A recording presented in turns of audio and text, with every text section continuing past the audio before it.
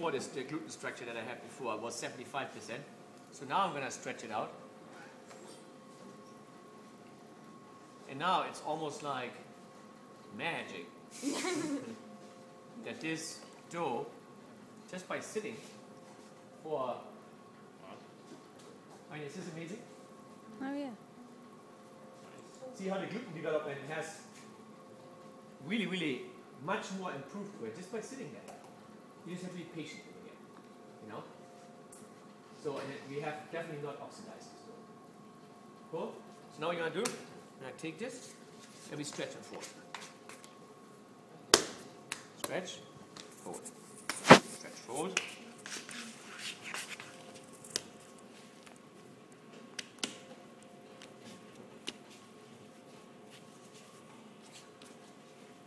Now when you work with the dough, guys, always have a little bit of flour for dusting, okay? Half an hour. And then on your sheet of paper, you're always stretching out what you have done. Okay, next one is 11. So I have to divide this dough. I'm a little bit late over, I want to wait. So, guys, check this one out. If you are taking the dough and having intention, and you want to divide it, you take your dough, okay? Organize your table. Either everything is to the right or everything is to the left side. Don't put it in the middle of the table.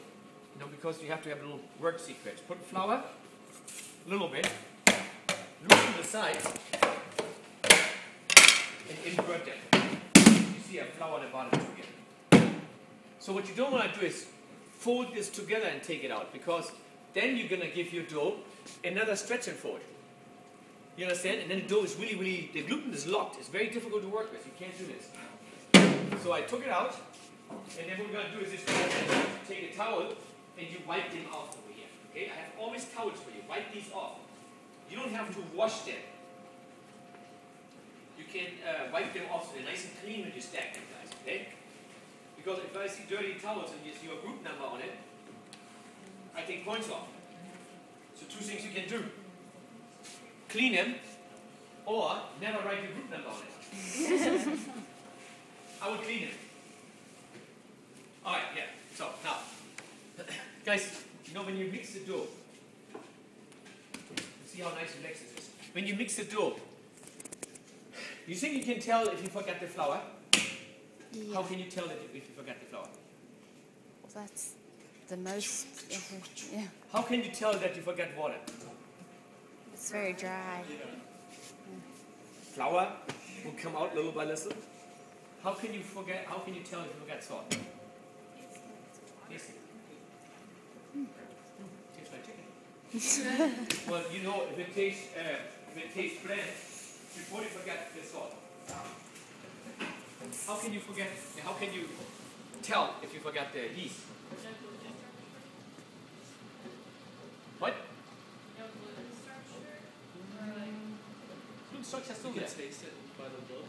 Should spring back. Yeah, right. But directly after mixing, take one, put it in hot water. It will go down, but it's very hot water. It will accelerate in fermentation.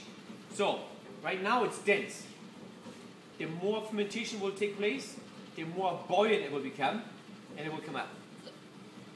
So when you mix your dough, have always a little container in hot water. And what you're going to do is, because in your bake shop, telephone call, something will happen. So then you taste it, okay, I got salt inside. And then put yeast inside, I'm losing it. Take a little bit, just put it inside, and then off you go, doing whatever you have to do. Within 5 minutes, this better come up. If not, increase the water, make one more test, but if it doesn't come up, you forgot the yeast. And then you add the yeast, you can mix it again. Okay? Here we go. We're going to make now a demo. I need a scale.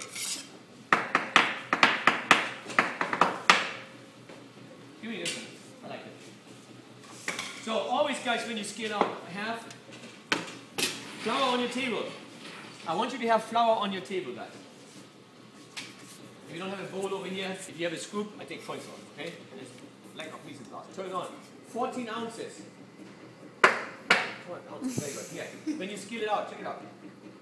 I want you to scale it out as rectangular as you can.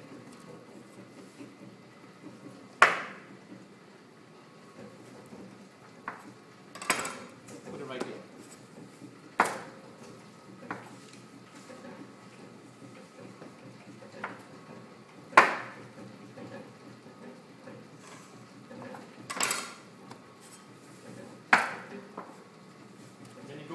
to another.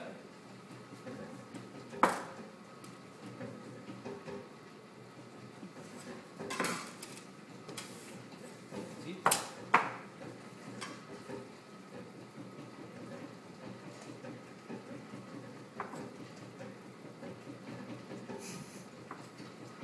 So once you get scaled out, you're going to take it, because they're nice and rectangular, once, twice, 3 times, we still have a little bit, 1 time, just like a jelly ball.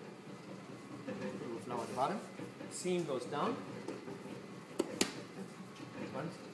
All you want to do is, you're going to have, it's kind of a pre-shaping, you want to have the seam down, you want to have these, sometimes it's 1, 2, see it's a little shorter, 3 times.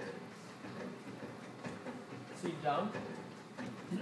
Since you make baguettes, we need to make them kind of oblong over here. When you make a round bread, you know, when you make like a regular shaped bread, you would take this dough and round it, pre-shape it round. But a baguette is long, so we're gonna pre-shape it in a long. Okay, baguettes pre-shape it long. A batard, which is a regular football-shaped bread, you would make it round. Cool? So we're gonna make baguettes over here. So we're gonna divide these. You're gonna pre-shape them, guys. Okay?